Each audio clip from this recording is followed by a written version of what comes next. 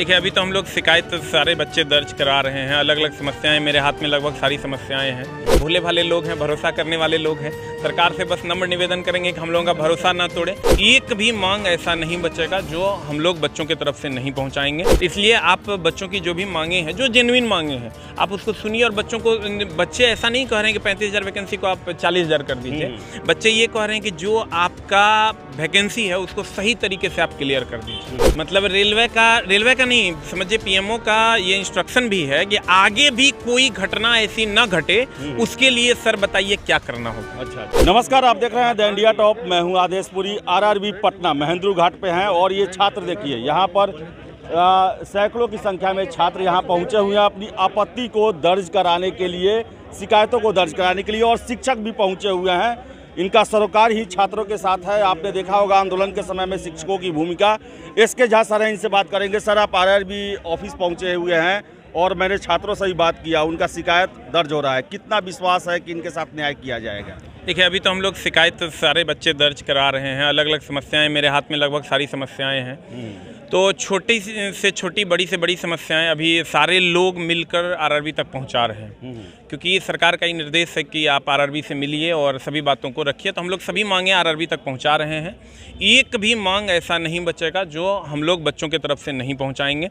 बस अब देखने वाली बात ये होगी। देखिए, इसमें कहीं ना कहीं हमको जैसा लग रहा है कि सभी लोग एक्टिव हैं और सभी जगह से पॉजिटिव रिस्पॉन्स आ रहा है। अभी कल क्या होगा ये नहीं कह सकते, लेकिन अभी सभी जगहों से पॉजिटिव रिस्पांस मिल रहा है। चाहे वो आरआरबी हो, चाहे वो अलग अलग मिनिस्ट्री हो, चाहे पीएमओ हो, हर जगह से एक सही रिस्पांस मिल रहा है। तो हम लोग उसी के भरोसे, हम लोग भोले भाले लोग हैं, भरोसा करने वाले लोग हैं। सरकार से बस नम्र निवेदन करेंगे कि हम लोगों का भरोसा ना तोड़े। हम लोग किसी भी पॉलिटिकल पार्टी से नहीं हैं।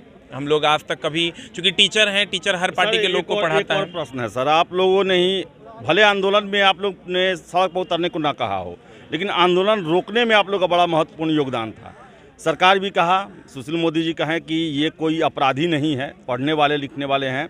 4 छात्रों का रिमांड कैंसिल हो गया, आप लोगों को भी केस खत्म नहीं किया गया। नहीं, सारी बातें चल रही है। हाँ, सारी बातें चल रही है। आप देखिए, सारी चीज़ें बच्चों के फेवर में ही होगा।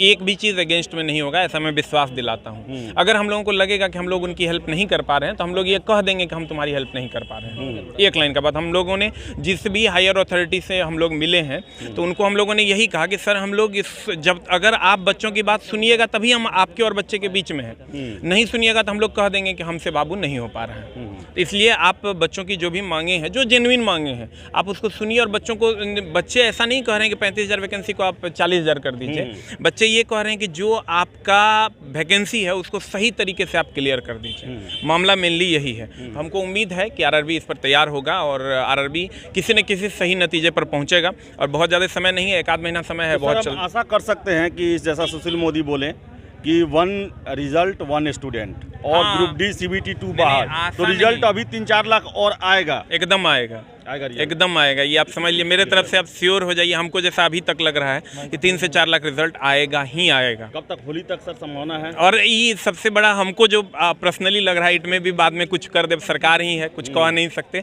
लेकिन हम लोगों को ऐसा लग रहा है कि हो सकता है जल्द ही आपको ये डिसीजन देखने को मिल जाए। जल्द ही मिल जाए, जल्द ही आपको ये डिसीजन देखने को मिल जाए। उतना टाइम लगेगा भी नहीं। आप देखिए, कल के प्रेस कॉन्फ्रेंस में रेलवे मिनिस्टर साहब ने कहा है कि लगभग सारी चीज़ों की जांच शुरू हो गई है। ऐसा नहीं कि अभी सिर्फ रिस्पांस लिया जा रहा है, सारी चीज़ों की जांच शुरू हो गई है। तो लगभग सारी चीज़ें आ जाएंगी और बहुत जल्द। दिल्ली से एक उच्च सदस्यीय टीम आई है जो कि बिहार में जहाँ जहाँ बवाल हुआ उन सभी जगहों पर जाएगी। 100 छात्रों से भेंट करेंगी, शिक्षकों से भी सुन रहे हैं कि भेंट मुलाकात होगा। आपको भी कुछ ऐसा सूचना या नोटिस आया है क्या? सर, हमको पर्सनली चेयरमैन साहब ने कॉल किया था। तो हम मिले भी हैं चेयरमैन साहब से। लगभग 2-2 ढाई घंटे हमारी मुलाकात हुई है उनसे। तो हमको लगता है कि सारी चीज़ें सॉर्ट आउट हो जाएगी, जैसा उन्होंने विश्वास भी दिलाया है कि जो भी बातें हैं, रेलवे प्रयास में है कि इस मामले को खत्म किया जाए। जो व्यवधान आया है, सही जगह पे आप पहुंच गए हैं। मतलब रेलवे का नहीं समझिए, पीएमओ का ये इंस्ट्रक्शन भी है कि आगे भी कोई घटना ऐसी न घटे, उसके लिए सर बताइए क्या करना होगा। अच्छा। अभी बातें जो चल रही है कि आगे भी ये घटनाएं न घटे, क्योंकि ये घटना कहीं ना कहीं से, हम भारत देश के लोग हैं, हमें अपनी मिट्टी से प्यार है। हम किसी भी चीज़ को अगर तोड़े हैं, कोई भी बच्चा अगर तोड़ फोड़ किया है या किसी पुलिस वाले ने किया है तो उनको भी दुख है इस बात का।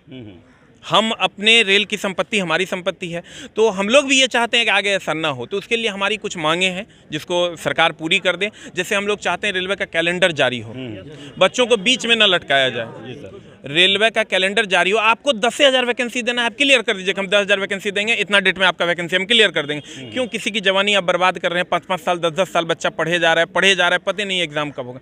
तो रेलवे कैलेंडर पे हम लोगों ने विशेष फोकस किया है। दूसरा जो 2 मुद्दा है वो तो मान ही लिया गया है लगभग।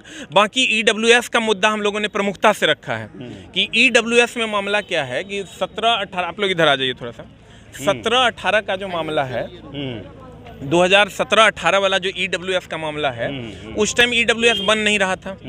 अब बन नहीं रहा था तो समझिए कि अब अभी जो बच्चा उस टाइम बन नहीं रहा था, आपने एक ऑप्शन भी दिया था कि जिसके पास डॉक्यूमेंट्स नहीं है नो कर दो, तो नो कर दो, डॉक्यूमेंट्स नहीं है तो अभी का डॉक्यूमेंट्स आप मानिएगा तभी ना काम होगा। और EWS एक नेशनल मुद्दा है, ऐसा नहीं कि किसी खास लोगों का मुद्दा है। तो EWS पे हमको लगता है कि जल्द ही सरकार इस पर बात करेगी। छात्र आपसे भी मिले होंगे, ALP 2018 टेक्नीशियन वाले। अभी मेरे पास बहुत सारे फॉर्म्स हैं जिसको हम यहाँ भी और अलग अलग जगहों पर रखने का काम करेंगे। जैसे एक ग्रुप डी वालों का मुद्दा है पिछले बार का, दूसरा एक पोस्ट प्रेफरेंस का भी एक अहम मुद्दा सामने आ रहा है, मेडिकल स्टैंडर्ड का भी एक मुद्दा सामने आ रहा है, दूसरा कि एग्ज़ाम लैंग्वेज की भी बात हो रही है कि आप जब नया कोई अगर आता है और एग्ज़ाम लेता है तो आप उसको ये इंस्ट्रक्ट पहले से कर दीजिए। वो तो हम लोग बिग बूस्टर मेरा एप्लीकेशन है, उसमें हम लोग हिंदी इंग्लिश दोनों लैंग्वेज जब चाहें तब दे सकते हैं। तो आप उसमें हिंदी इंग्लिश दोनों कर दीजिए। इट में भी कि उसने इंग्लिश भर रखा है, अब उसका मन है कि हिंदी में पेपर दें तो वो हिंदी में कंफर्टेबल है, हिंदी में देगा। तो एग्ज़ाम लैंग्वेज पर भी बातें चल रही हैं। जी सर, तो ALP के बारे में सर एक बार सर अपील कर दीजिए। सर ALP के बारे में हम तो सभी जो भी छात्र हैं वो एक जगह संगठित होकर अभी हमको एप्लीकेशन दिए हैं। मेरे पास एप्लीकेशन है, सारे बच्चों का मोबाइल नंबर भी हम ले लिए हैं। तो देखिए उसमें कहीं ना कहीं मामला ये हुआ है, कहीं पर वेटिंग रख दिया गया है, कहीं पर वेटिंग क्लियर नहीं हुआ है। तो ये सब बातें हम लोग रखे हैं और सारा इस एप्लीकेशन में है। ALP टेक्नीशियन वालों का उम्मीद है कि जितना भी वेटिंग लिस्ट है इसी बार उस लोग का कल्याण हो जाना चाहिए, ऐसा हम लोग कोशिश करेंगे। तो क्योंकि बच्चे 2-3 साल से लटके पड़े। तो एक मिनट सर, हाँ, एक और मुद्दा है। अभी मैं अंदर गया था, जो भी हाई पावर कमेटी आए हुए हैं उनके समक्ष हम लोगों ने रखा है और आप लोगों से भी रिक्वेस्ट होगा कि इस प्रमुखता से उठाए, क्योंकि रेलवे इस बार काफ़ी हद तक कमिटेड है कि भविष्य में ऐसी कोई घटना दोबारा ना हो। तो आपको पता होगा रेलवे मंत्री जी बार बार ट्रांसपेरेंसी की बात कर रहे हैं कि हम लोगों ने बहुत ही अच्छे तरीके से एग्जामिनेशन को कंडक्ट करवाया। नो डाउट NTPC का एग्जाम बहुत अच्छे तरीके से कंडक्ट हुआ है, लेकिन इस बार ग्रुप डी एग्जाम का जो टेंडर दिया गया है वो दिया गया है NSEIT को। और दिसंबर 2021 में MP गवर्नमेंट के द्वारा एक ऑफिशियल नोटिफिकेशन जारी हुआ है, जिसमें अभी भी उनके वेबसाइट पे ये नोटिस पड़ा हुआ 22 पेज का PDF है। उसमें पहले तो NSEIT को MP में पूरी कंप्लीट तरीके से ब्लैक लिस्ट कर दिया गया और पूरा डिटेल में बताया गया कि कैसे ये चोरी करवा रही। यहाँ पे तो अब ये पॉसिबल नहीं हो पाएगा TCS को दे पाना।